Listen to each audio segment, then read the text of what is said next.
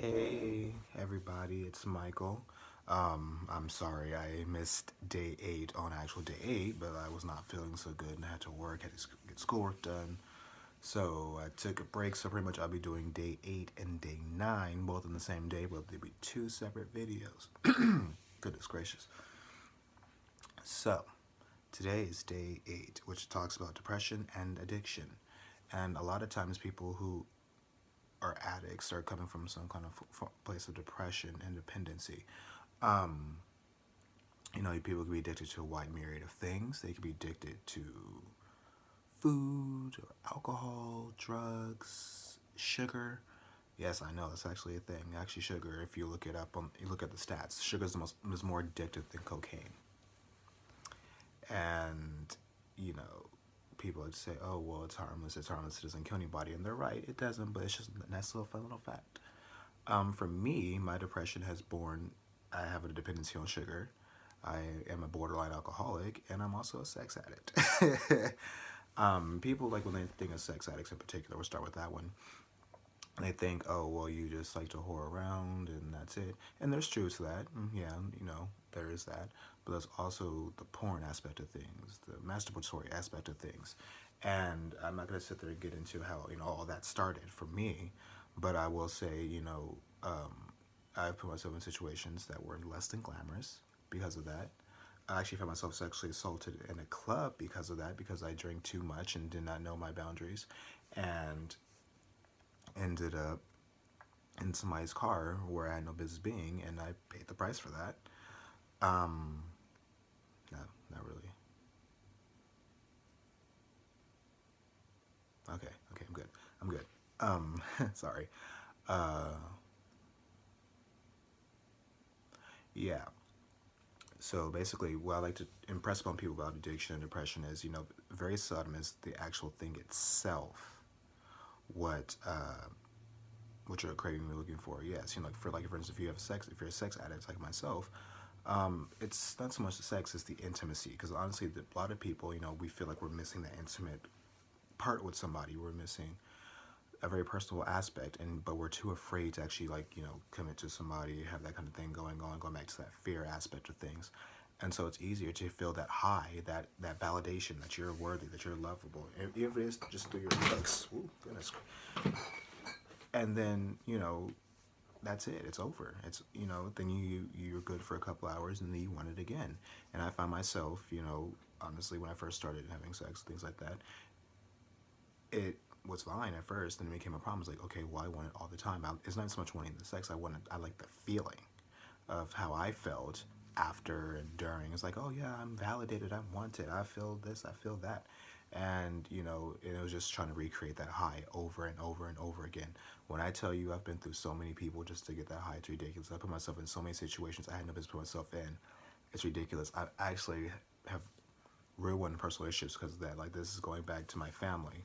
When I went to visit them, whenever I wouldn't stay with them, partially because we weren't getting along, but also because it was just easier for me to go out and do my thing, get that high. When I wasn't nowhere near around them, whatever. My best friend, I loved staying with her. I enjoyed her company. She was amazing. We can talk about everything. But also, I knew what time she was working. I knew what time she would be home. So I knew that if in that span I can do whatever I wanted with whomever I wanted, and I did. And that's awful to say that, but it's honest God's truth. So, Mom, I'm sorry for saying that, but that's just what it was. Partially, um, going through the motions. My sister was like, "Well, Michael, your addiction problem." Because my sister, like I told you, she's a sex therapist. So basically, I took her diagnosis very seriously because we do talk at length about everything, and we talked about this and talked about that. Because honestly, the stuff I've done just to go chase that high, going to bathhouses, going to sex bars, and things of that nature.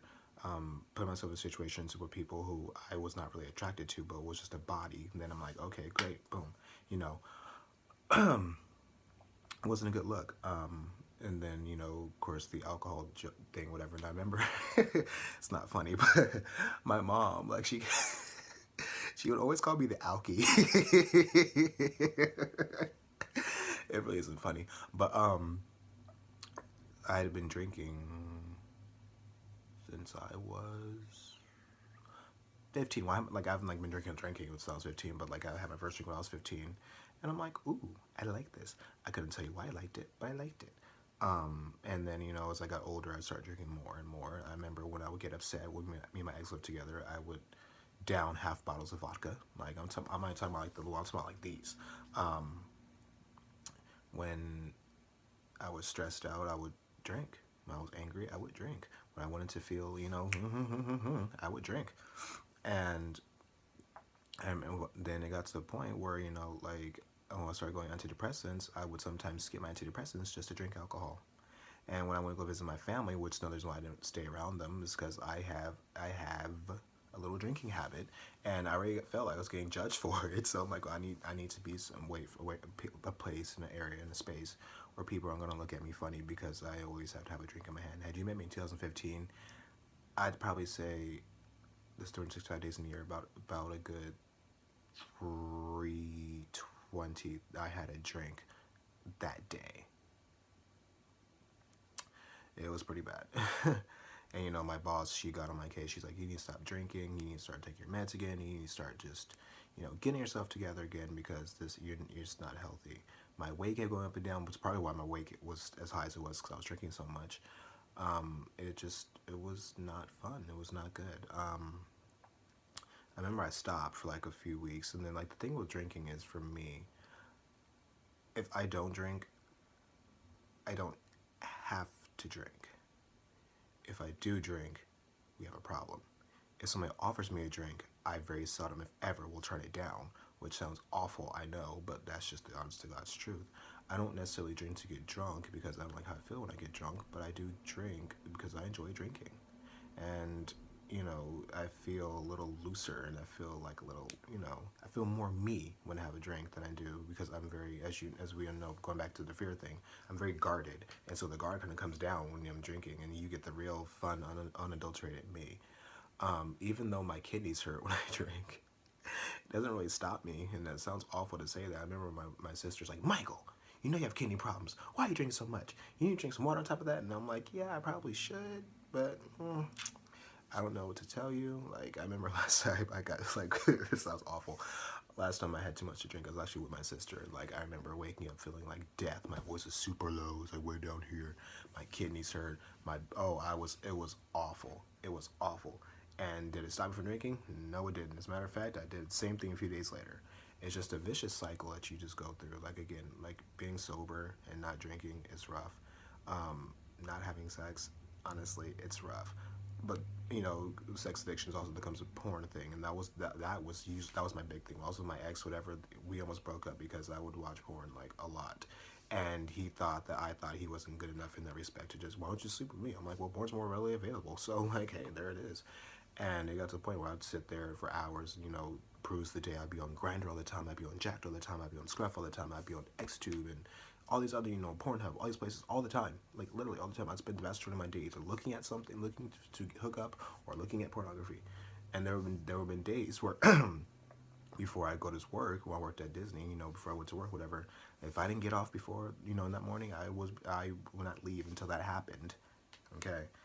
And sometimes it'll cause me to be late to work. There have been times where I've had to get off, not saying at Disney, I'm saying just, some days I have to get off at work. There are days where I've done things with people at work. It got really bad, and it stays pretty bad. And for me now, like the physical aspect, the intimate part of sex, I haven't had sex in a while, but me and Pornhub are like this. You know what I'm saying? And it's become like a thing. I remember my brother asking me 3 years ago. He's like, I'm going to challenge you because everyone loves to give me a challenge. And he goes, I am going to challenge you to give up sex and masturbating for 40 days. And I told him no. I told him, no, absolutely not. I can't do that. I might going to be one or the other. Like, do I get like a weaning period? He's like, no, stop. And I'm like, yeah, I can't do that. And honestly, that mindset has not changed. When people think of addicts, they think, oh, you have a choice to matter. And, there is a choice. By and large, it is a choice. However, if you don't have the tools to get yourself out of that feedback loophole from hell that we've been talking about, then it just doesn't stop. Like, you're depressed, you find something that makes you feel good, but that thing that makes you feel good also makes you feel bad. And so you want to stop it. So you're going back, you're doing fine, whatever, you're cool. And then something happens to you where you need that high again, that pick me up. So you go right back to what you're doing before, and then you hate yourself for doing it, so you go right back to the circle again. And that's where I find myself, because I've told myself so many times, I'm going to stop having sex, I'm going to stop drinking, I'm going to cut down on my sugar intake, which I've yet to do. I'm going to stop masturbating, I'm going to stop watching porn, and every time I say that within usually less than a week, the only thing that I've been consistent with was the drinking. Less than a week, I'm back to my old habits and I'm angry again. Like, it's just, it's easy to tell somebody, yeah, it's a, you have a choice, when you are in that situation, when you don't have that problem. So depression and addiction is a very cyclical thing. Look at any addict that you meet. You never can say, that's a happy addict. He or she is so through life. Yes, I want to aspire to be that happy. Never. Never do you see that. Ever. There's always something missing for them. There's always something that they need to get that up. And some people, again, they find it through alcohol or drugs, whatever. I found mine through sex. Sugar, like that's another thing. I can't go without candy for extended periods of time, or something sweet. If I don't have it, we have problems. I get really cranky. Like when I go do with sex alcohol, I get cranky. I get the withdrawals, and then I get headaches. Yes, even like if I don't get laid or masturbate or have a drink for a while, I start to get headaches, and it's not fun. So not only is it a psychological thing, now it's also a biological thing. Now my body is craving for that replacement somehow. If I don't get it, then like up here or physically something hurts or something is wrong. Specifically with candy or sweets or anything like that, I always, if people know me personally, I always have sweets on my person. I always have like something like a little candy on my person, because if I don't have it, if I go a day, there's going to be a problem. So I'm gonna leave you with that. And this was a very personal video, but a lot of addicts deal with depression, and depression kind of brings that back in the circle. And a lot of addicts, especially if their addiction is essentially innocuous, like I told my sister plenty of times, I'm not hurting anybody, so how am I an addict? You know what I mean? And part of me still stands by that. I will not call myself an alcoholic, because I find that ugly.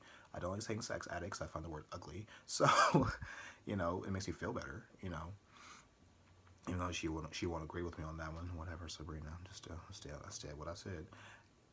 But yeah, there's that. So, do you know any addicts? Do you know anybody who has these kind of issues? Do you know anybody that looks for replacement through external stimuli?